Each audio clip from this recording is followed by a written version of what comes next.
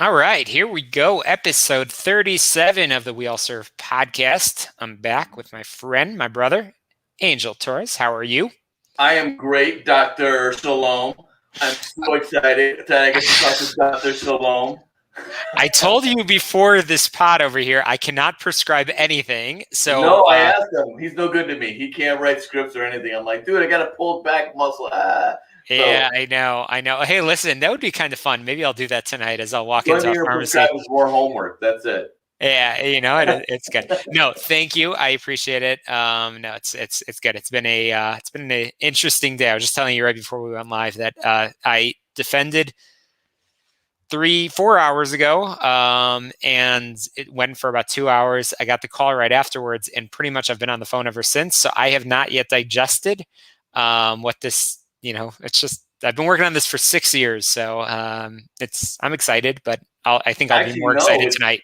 You worked on it longer than that. It's pretty much a life's work. When you think you just say 6 years, that's just the basic curriculum. You're talking about all the things you've done in your life, academically or professionally, that built up to this theory and this dissertation that you defended. Man, it's more than that. It's Mount Everest for me. I appreciate it, and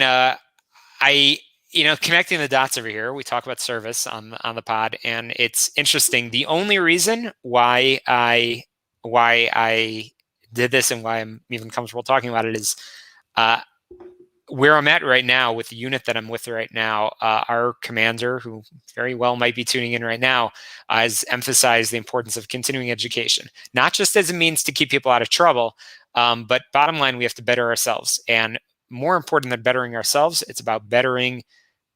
I think any of us that put a uniform on, you made a commitment, you took an oath to serve, and the way we serve is we represent something bigger than us. And so I just hope in a small way, I don't want to put too much pressure on myself, but in some small way, if this can inspire somebody, one of my soldiers, to get a certificate, to serve in the community, anybody that might be tuning in, to just continue to self-improve. That's really what it's all about. So that's sort of my takeaway. The tools in your toolbox. Yeah. And our guest has really, really done a lot to sharpen and hone her tools in her leadership toolbox. But before we talk and invite her in, I want to invite everyone to like, share. See, I did this time. This time I got you, buddy. Like, share, tell people about the podcast, engage with Shalom and I during the conversation. This is a fantastic episode because not only is it Women's History Month, not only is it RBG's birthday, but we've got an incredibly influential and important guest today in Megan. Big time. I've been excited about this, and I know you've been talking this up for a long time. So it's it's a big deal to get the one and only Megan Everett on the pod, episode 37. We had to wait 37 episodes to make that happen. That's how much she's been in demand over here. Mm-hmm. But I was just saying before we went live that Megan, I've heard about the amazing Megan Everett and the important work of the McCormick Foundation for a while. So let me just do this. Here she is. Megan is here. Megan is the director of the Veterans Program for the Robert R. McCormick Foundation. She is a former surface warfare officer in the United States Navy.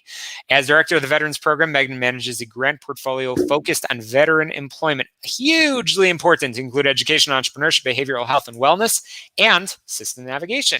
Joined the foundation in August 2014. I don't want to I'm going to do something a little different over here. I don't want to get too much into the operational experience because I actually want to talk about it in the course of the conversation. But following her service in the Navy, which again, we'll talk about in a moment, Megan worked at a small nonprofit with adults with disabilities doing job placement and supported employment in Athens, Ohio. So I can relate to that.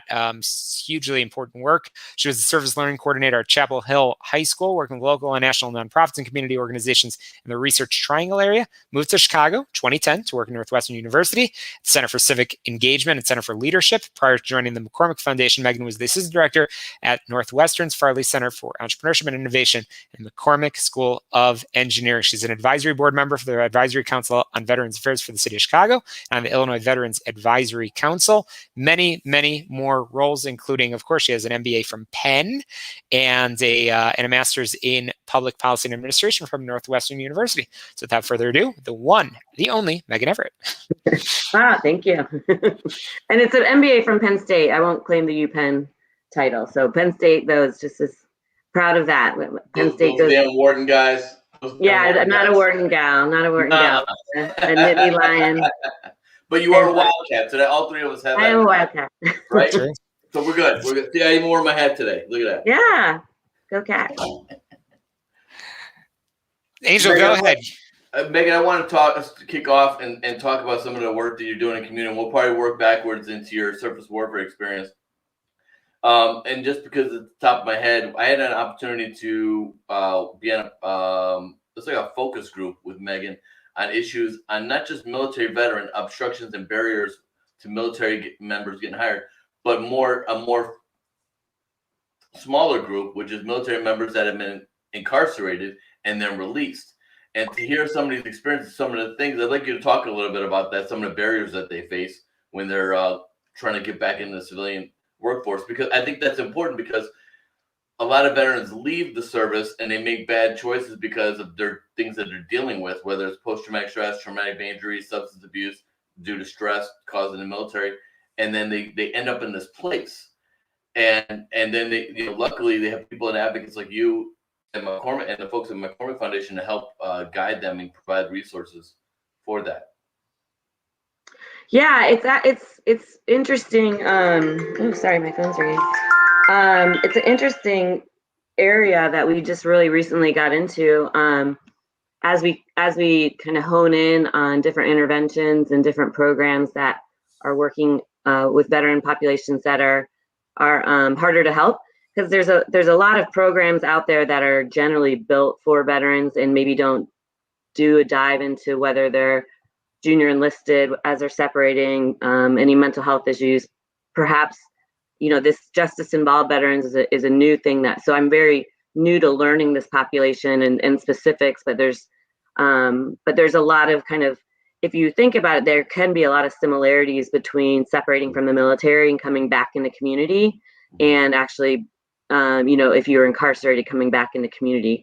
And obviously, though, that adds more barriers to employment, to housing, which already is a tough transition when you're just separating from the military, let alone, if you've experienced, your decisions or trauma that you faced while serving kind of led into some criminal type things that happened post service. It just is another barrier. So I would not claim to be an expert by any means at this point, but it's exciting work. We're working alongside the Community Justice Initiative within the foundation that is focusing on the south and west sides and a lot of the reentry population, but kind of bringing the veterans lens. And I think that's twofold. It's not only to help those that are working with the prison population identify veterans, but then it's to kind of teach them, or a little bit of like kind of cultural competency around the military, but also to understand what benefits they still may be able to receive from the VA and other things that somebody that never served wouldn't be able to access. And I think, Angel, something we learned that was eye-opening to me is sometimes people are reticent to admit their veteran status if they are part of this population. Generally, we see that a lot with women, but within the prison population, because they're afraid to lose benefits. They don't know how to navigate that piece. And so we're really focusing in on, we'll learn about this population, where they're at, who they're at, and help those that are in the prison system, but then hopefully do interventions and get upstream so they don't get justice involved in the first place. So that's with like veterans treatment courts, diversionary courts like that, but then to just, get upstream to mental health issues, employment issues, so that there isn't just hopefully intervene so you don't get justice involved in the first place. So kind of attacking it on two ends. And uh, as Angel just alluded to a second ago, in terms of working backwards, so I love Talk Impact. The work that you guys are doing, again, my bias is I got to know you and the work of the McCormick Foundation through one of the many organizations that you guys support. Are you able to measure the impact of the veterans that you're reaching? Highlight some of the organizations that you've been involved in supporting, and maybe just I'd love to hear successes. Yeah, we really try to measure impact.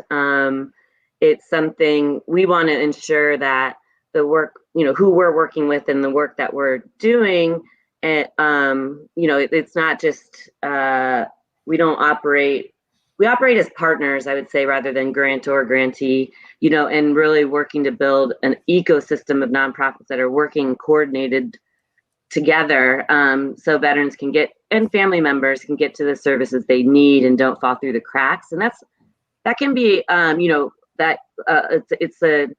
it's long-term work, I would say, because it takes a long time to build relationships and trust amongst, or veteran serving organizations.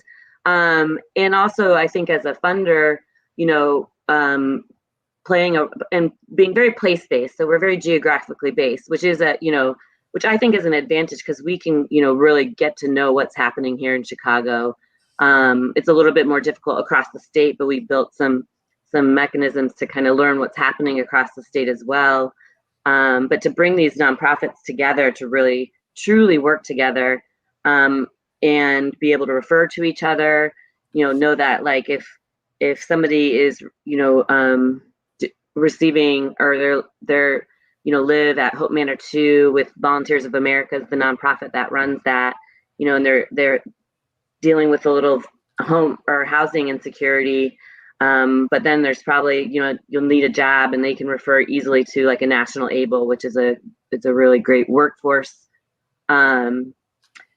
nonprofit in the city, so that those are happening. So we're now getting to the point where trying to measure that, and that's a hard thing to measure. We're really relying on, we're going to try to, we're working with Illinois Joining Forces, which is an organization we helped start back in 2012 to be able to have a true technology platform so we can see people move through the system and referrals are really happening. And this will both help us measure impact on people getting to the services they need and getting successfully employed or using their GI Bill in a very impactful way at a university or community college, but then also identify gaps of what people need and what's not out there. And that helps as a funder to kind of see where those gaps are in a true way with dashboards and all the data, and be able to help fill in those gaps. So I'm trying to think of another really great success that we helped support is the Illinois Armed Forces Legal Aid Network. It's the only of its kind that's operating throughout the state, and the nonprofit behind this, the Illinois Equal Justice Foundation, they traditionally do a lot of legal aid funding generally, but then they started this program in helps with the state. It's an interesting kind of public-private thing too, because the state basically takes a fund or a fee for every legal filing of $2, and that's been put into a pool of money to launch this network.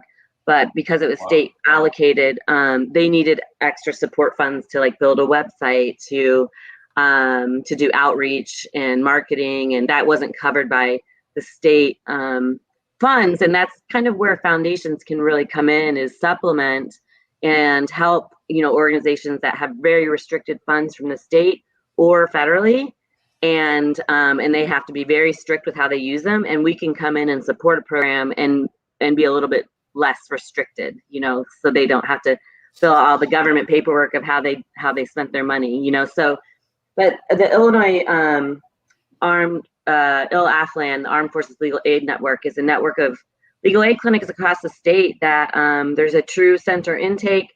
They can refer, a veteran or family member if they are. It's all civil law, so if they need like help with a divorce or child support, or they're dealing with issues with their rent and some legal issues, with the idea being that causes extra stress, and if we can get that stuff fixed, it doesn't spiral into other and manifest into worse kind of scenarios where you become homeless. And if you go to their dashboard, the numbers are amazing. They can figure out how many they, how many veterans they prevented from going homeless, or how many, even the dollars amounts in free legal aid that they provided to veterans. So that's been a real success, and something that we were able to support very early on.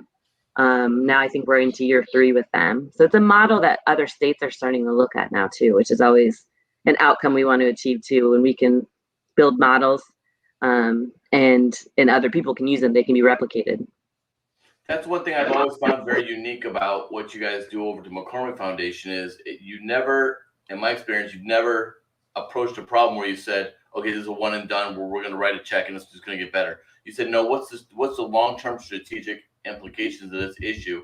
Let's build something and let's invest in solutions that are long-term, because this stuff is not going away. So it's the very the thought leader approach to solving these problems. It's always really excited me about McCormick Foundation, and I'm wondering, going back to when you came, Ensign Megan, why don't you tell us a little bit about the things that drove you to drove you to insanity and coming in the Navy? No, drinking, heavy drinking. No, you went to Cornell on an ROTC scholarship, and then you went to your first ship. And I don't know if I told you, Kate Besser was a midshipman on my ship. I remember you did tell me that. That's crazy. That is crazy.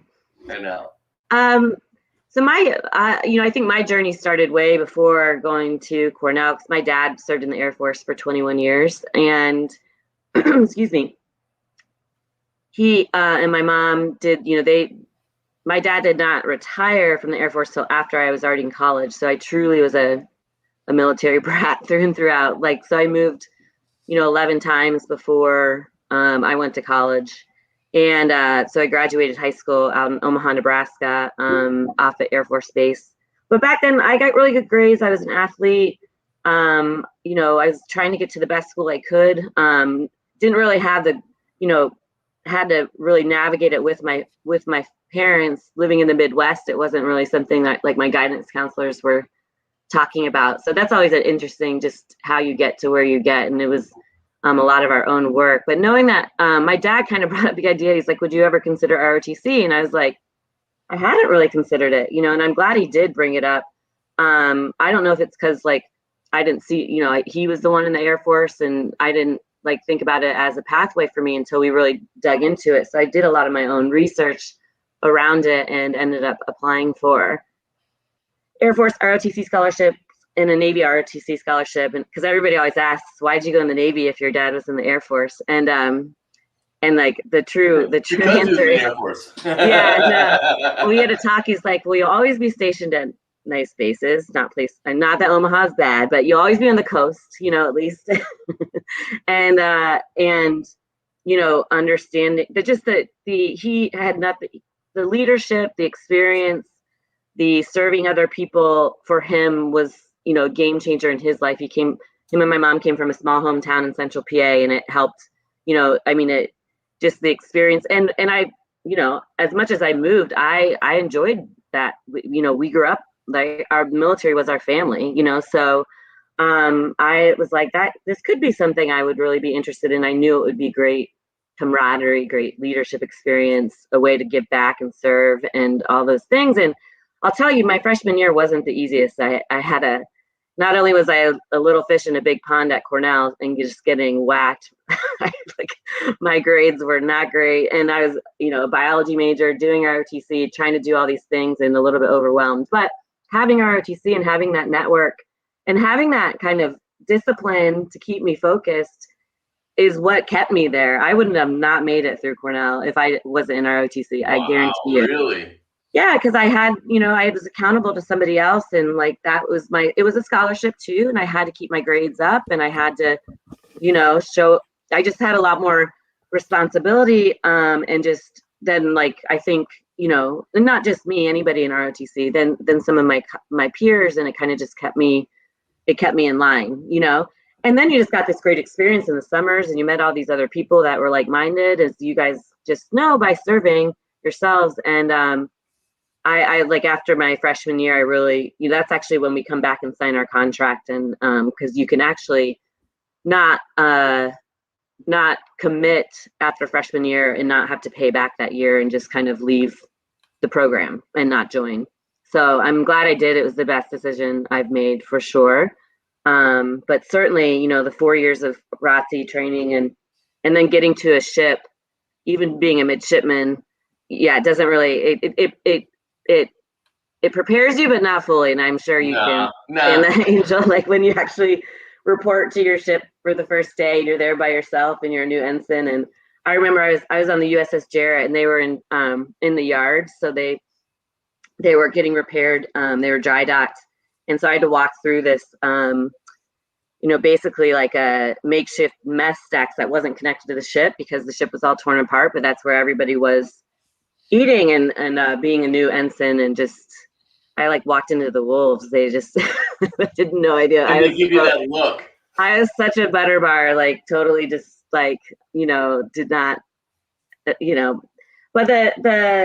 was a great experience as far as I was in charge of the electricians, and Chief Valentine was my chief. I'll never forget him. We struggled at first, but then became a really great duo and had a great division of guys. And I think that was for me the most rewarding part, is when they were doing well, and it is something I learned from my father too, from his career, is just like, as an officer, be humble.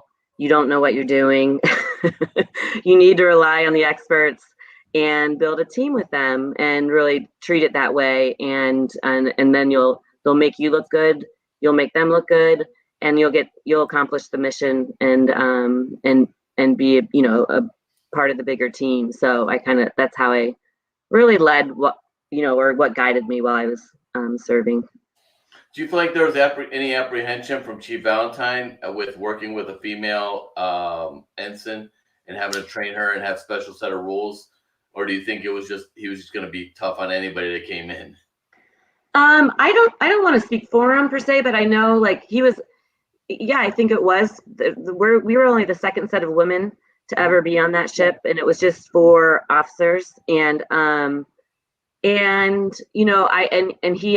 his career path had been on frigates, and so he was having women on a ship was a new thing for the whole crew, as particularly if you were a frigate sailor, because they didn't, until we started showing up in the early 2000s, there weren't women there. So it was a cultural adjustment, I think, for everybody. But we worked through it and ended up really getting along. I don't know that it was ever, and I don't say he was ever hard on me. I think it's just a learning, it's a learning curve between two people that really have to work together. And there's the gender difference, there's an age difference, of course. And I was his first division, so he was a relatively new chief. So like that was also a learning curve. Oh yeah, he's green too. In his own way, he's green too, because you don't want to be the punk, and you don't want to get run over. Like they call you the E7. You want to be the chief. So you almost, like, I know I did. I tried to overcompensate, and walk around bigger than I was, and no one was going to tell me anything. And the truth is, I realized at some point that I had a responsibility to these people. Like I had a responsibility for my sailors, but I had a responsibility as a junior officer to mold them and make them the leader I could. Yeah. And once I got past all my own bias and conscious bias, sometimes whatever, then I was like, okay, let me focus on this. This is important. Let's do this. Yeah, I really learned quickly. It was a team effort for sure. And once we kind of got aligned on that, we had a really, really good division. We never had anybody go to captain's mast. That was a big accomplishment. That's big. We had 2 like E5s qualify engineering officer to watch, which is a really big deal. Usually it's just E6, E7s or officers. We had a great, and we got along really well, and they looked out for me and I looked out for them. And I think I reflect back on it as a really good experience. And certainly I got to my first ship in January 2001, and then 9/11 happened. So that was a big shift for everybody too, because, a lot of those, as you know, Angel, and like a lot of the sailors had never, they just hadn't been there hadn't been a true conflict in the same magnitude. And we were scheduled to deploy January 2002 with a carrier battle group. but ended up leaving November 2001. So our deployment got pushed up and accelerated, and we left. Wow, that's quick. Mm-hmm. A lot of duct tape, a lot of Bondo. Let's go. Yeah, right. Yeah. Right. Yeah, that was interesting because it was, nobody really knew what was going on then or what we were going to encounter when we got over there. There's a lot of goodwill for the United States right after 9/11. I wouldn't say it felt the same in my second deployment in 2004 when kind of the world's opinion of us shifted a little bit as far as us going into Iraq, and we didn't have as much support from our foreign navies. But when that first deployment, I feel like anybody who had a Navy had a ship out there ready to support. It was a little chaotic because there was no kind of like central command established yet, so nobody really knew what was going on. But again, we were just a lowly frigate, so we just, they told us what to do and we did it. Yeah. So Wild. So how long were you in, Megan? I was in for just over 6 years. So May 2000 to September 2006. So you talked about the journey of going in. I actually want to switch gears and talk about the journey of going out because you are directly involved in that process for many and that transition, employment, and so on. So why did you get out, and what was that experience of what was the first job that you took, and how did you get there?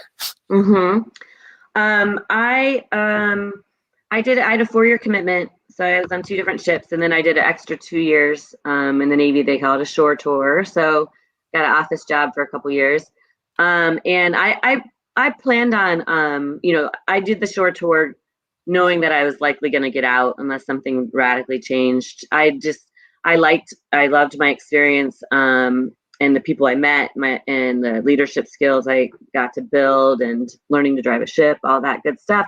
But I really just didn't. The next step for a junior officer would be to become a department head, and where that would, I had no doubt that I could do that and be successful at it. But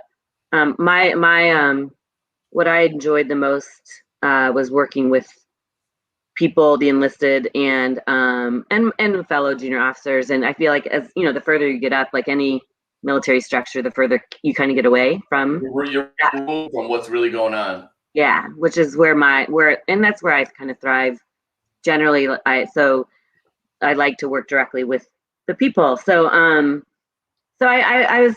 had a idea that I was going to get out after the shore tour, but what I did not know and what I did not do well was I was a little cavalier about it, to be honest. I was working on my MBA at the time, part-time. So it was I started my MBA a year prior to separation and finished it. And I just didn't think it would be that difficult to land a job. I really didn't. And I was like, I went to Cornell and I've been driving ships for 4 years, and I'm doing my MBA. Like, this shouldn't be that difficult. You guys know how awesome I am? Because let me tell you. I know, right? I was like totally cavalier about it. And I didn't understand. It was 2006 going to 7, so the economy is starting a little bit, it wasn't as bad as it got, but it was starting to get there. And I did choose to move to Athens, Ohio with my partner at the time, and he was doing his master's there. So I didn't take that into account. That it was a very, it's Athens, small town. It has a high unemployment rate. Like, the major player in town is the university, and just like all of that. Like, and I don't blame anybody for not training me or talking more to me about it. I mean, I did TAPS like everybody else, but my TAPS was up in Maine because I was stationed in Halifax, Nova Scotia, and it wasn't applicable to anything I was about to do, and I think it's getting better. And I think there's a lot more, with community partners and some advocacy from those community partners to the VA and even to the DoD. It is getting a lot better of starting your transition and it being like a real kind of deliberate thing that you're even talking to your, boss about, your commanding officer. The skill bridge thing. Yeah, like the skills bridge thing is a great example that there is some responsibility on the DoD to better prepare more than just a TAPS class.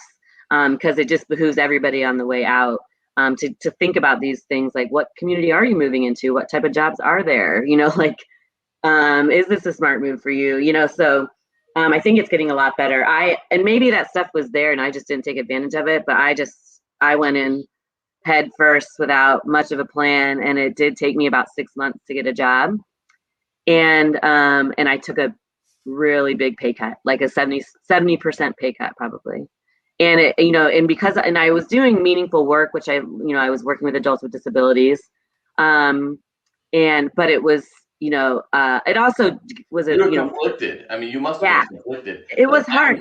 I'm worth this, and I know I'm worth this, and to get compensated at such a low level, you're like, you're afraid like you're going to anchor. Am I anchoring myself? Am I burying myself in a hole?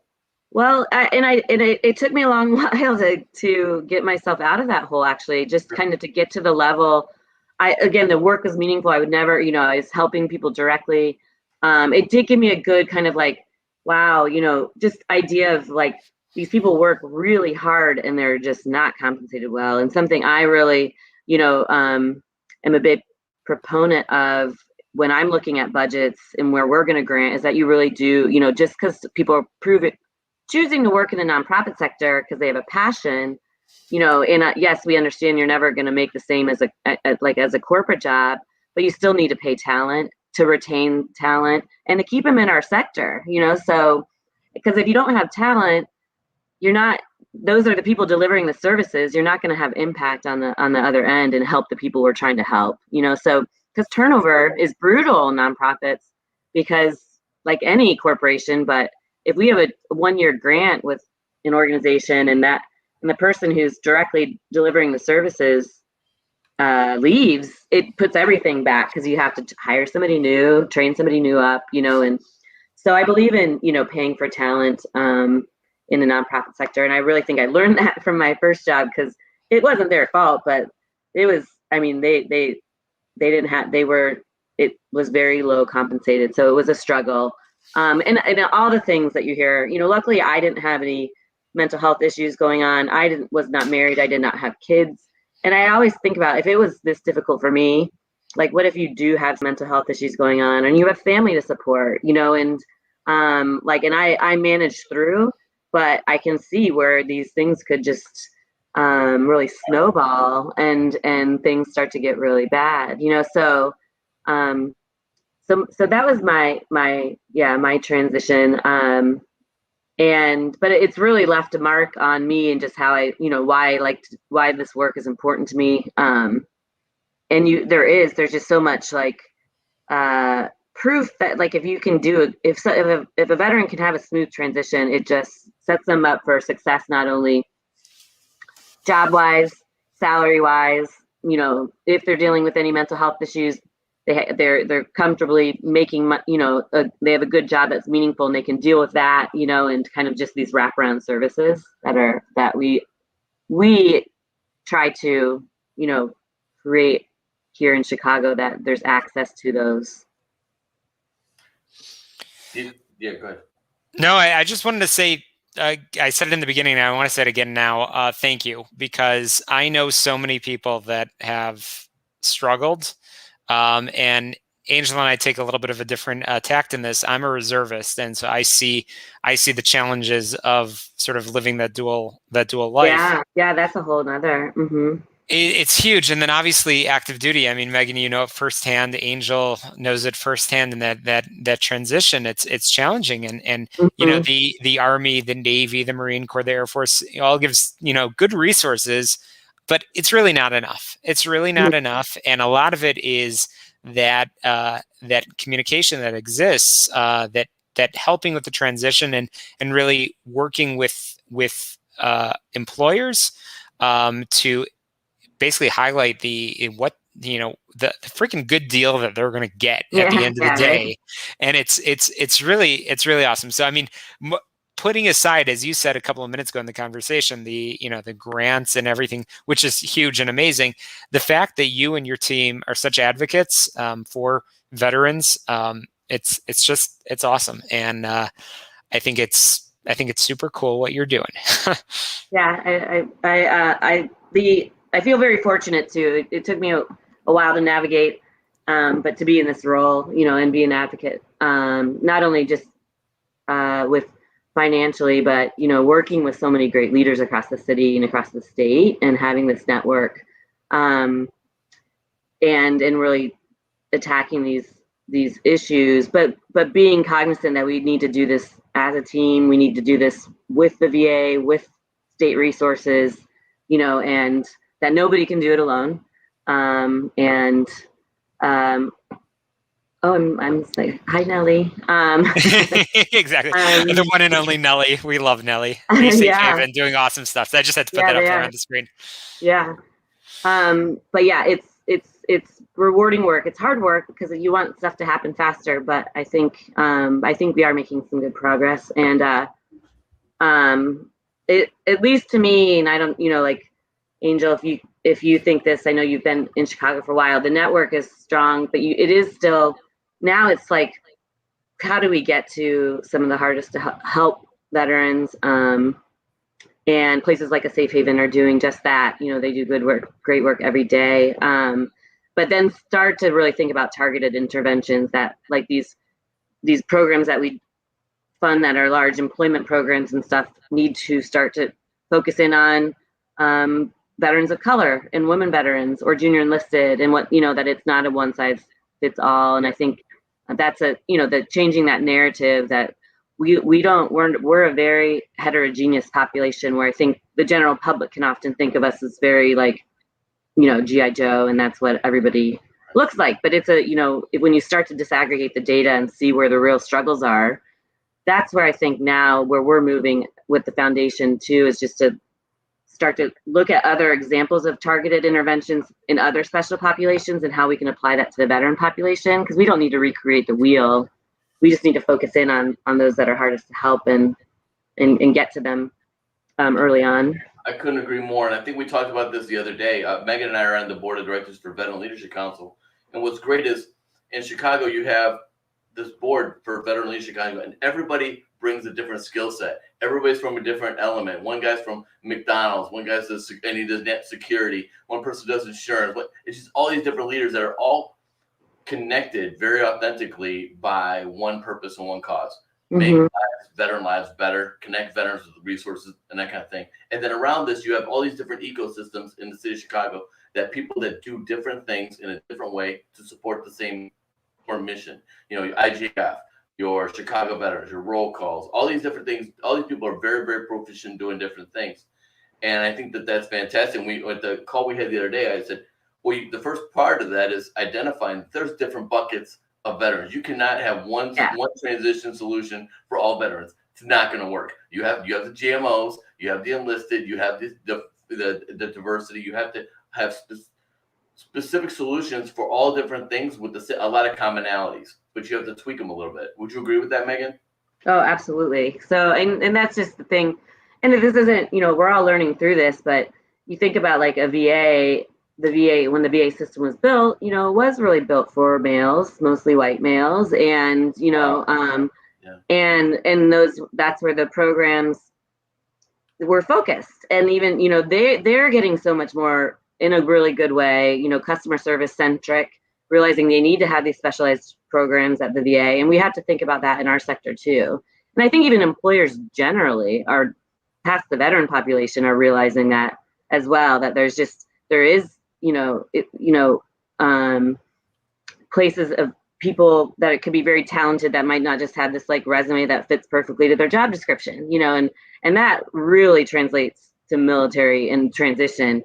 And I think using the veteran population to show that is also helping employers realize we need to be thinking about how we run our HR generally different, because there's a lot of talent out there that just because they didn't go to the traditional 4-year college or have this very kind of like traditional path in their career that they're missing out on, and we can use the veteran population to highlight that, I think. I couldn't agree. And especially when you talk diversity and inclusion initiatives, Mm-hmm. When I sit down with clients, I tell them, if you build a successful veteran BRG business resource group as your nucleus, it's going to represent, and you just cross-pollinate the hell out of them. Exactly. LGBT, Black, whatever. And whatever diversity thing, that's the as long as you have that nucleus set up, you're good. And no one's going to say no to us. Right. Agreed. So my last question is, what's next? What are some of the big initiatives? What are the things that keeps you up, and how are you getting after it? And most importantly, how can our listeners, how can our viewers step up and be a partner in your work? What we're actually internally going through a strategic refresh, we're calling it. We have it, and so we're really looking at how we can, with the other parts of the foundation, de-silo ourselves internally. And sorry, my phone just fell.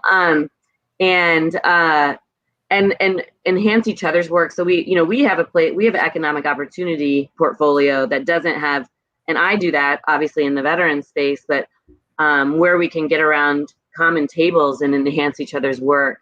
So that's internally. I think externally, like I said earlier, we're really we're doing a deeper dive into the South and West Side and where those veterans are. Are there reservists living there, National Guard folks? Because they have, just like you said earlier, they have. There's a different kind of problem set there, right? Transitioning in and out all the time, and how to think about that in a better way. And then I'm really excited on the national level with joining forces starting back up with Dr. Biden. That was an initiative of hers and Michelle Obama's, and they were great at convening. That was going on kind of when I was relatively new at McCormick, but bringing together all these different nonprofits and funders. They weren't building a referral network like we're doing with Illinois Joining Forces, but building a network of nonprofits that are learning from each other, talking to each other, that have a good relationship with the VA and the DoD. And I'm just really hopeful that we could get some really good movement on the transition piece between the DoD and the VA. That because there's a gap there, and with their leadership, and then having these we have a lot more established network now than we did 4 or 5 years ago on the ground here in Chicago, and if they want to pilot, these transition programs with us, that's where a McCormick can come in to provide funding for something like that, to prove it, to see if it works, to tweak it kind of in a very entrepreneurial way. And so I'm hopeful, that there's some big transition or big kind of movement for veterans with this new administration. And we're always just interested, obviously, watching to see how it plays out in the ground, because the VAs recognize this too. Services are delivered locally. National programs are great, but what's happening on the ground is where people are really, using services and living their lives. So it's very important to have that that ecosystem built. So we want to continue to enhance that, strengthen that, and then really, dig into these special populations and build out these special interventions for them. So that's kind of our next steps. Wonderful. One thing I want to touch on, as it is Women's History Month and our Ruth Bader Ginsburg's birthday today. One thing I realized, and I started thinking through my own military experience and the years that you were in, you were really kind of one of the pioneers in on the surface ships, one of the few females. And we joke about the surface warfare officers. We say they eat their young, right? Yeah. We always say some of my best friends are surface warfare officers, but there's not a lot of room for forgiveness, right? And it's very hard, very accountable, every 3 days you're standing watch. It's like just like this, right? And being in that environment and not being the traditional good old boy kind of in the normal network, and coming in and holding your own and sustaining. And do you ever sit back and realize the impact you had and the legacy you left for other females that are coming, not just in the surface force, but across the Navy or the military as a whole? And how do you feel about that? Well, I hope that we did. I think it's one of those, it's the blessing and the curse where you're 22 years old and kind of thrown into this environment, and then you're one of the, I had 4 women on my first ship, and you're just naive enough to kind of navigate it, and then you don't know any better. Yeah, and then you realize kind of after the fact, they're like, wow, that was not a normal situation, or some of these situations that you're put in.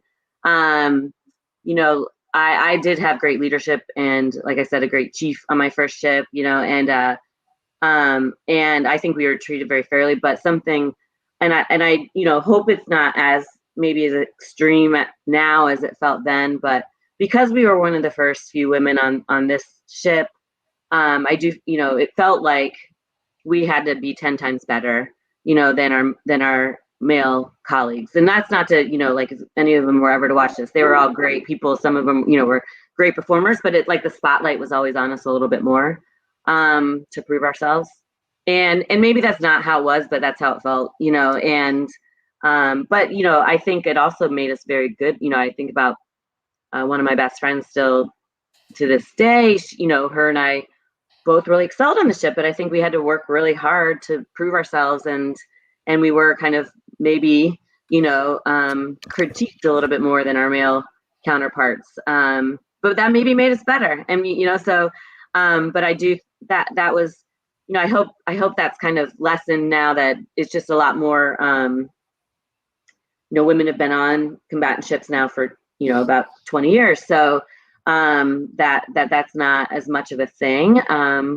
But I am proud of, kind of, you don't choose to be on an all male ship. That's just where your detail puts you, So, but it was, I think it made me stronger, and also just more, realizing that there are disparities, and how do we kind of overcome that as a not only as an active duty, but as a population generally for women, and then you think then you can parlay that to service members of color, and then women of color that are facing even more kind of barriers.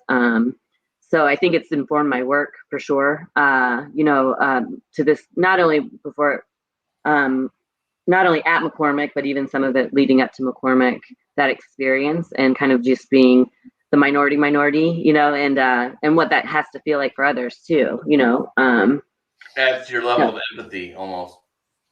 Yeah, I do think so. Yeah, so I hope we did. I hope we, the trailblazing we did somewhat. There was a lot of women ahead of us too, and has helped other women as they proceeded through their careers in the military. But it was an experience. Well, thank you for going through that. And I know a lot of my shipmates are really grateful that you went through that time. And I want to thank you for coming on the show. And thank you for having me. All the things you're doing now, and all the crazy things we're going to do over the next couple of years working together. That's right. Sounds good. Amen. Totally awesome conversation. And I will say that we are, of course, talking live, and we stream these conversations on YouTube. So if you're watching here, make sure you click subscribe. But if this discussion is also available on your favorite podcast platform, so make sure you're clicking subscribe, rate, review, and share. But Angel, coming up next week, we've got the awesome Frank Gutierrez. Can you tell us about Frank? Yeah, everybody knows Frank. Yeah. It usually goes, Frank, he owes me $20. No, Frank is a really, really great guy. He was a Marine, and then now he's a soldier, and he works with CCA, and he's very, very big advocate for veterans and creating resource groups within Chicago Transit Authority, and speaking. And I think he's on a board with Megan on the Chicago advisory panel for the mayor. Yeah. For the mayor, and talk about somebody who walks the talk all the time, and everything about what are veterans doing, how we helping, and he's just hyper. He's just a great guy, good energy. I like him.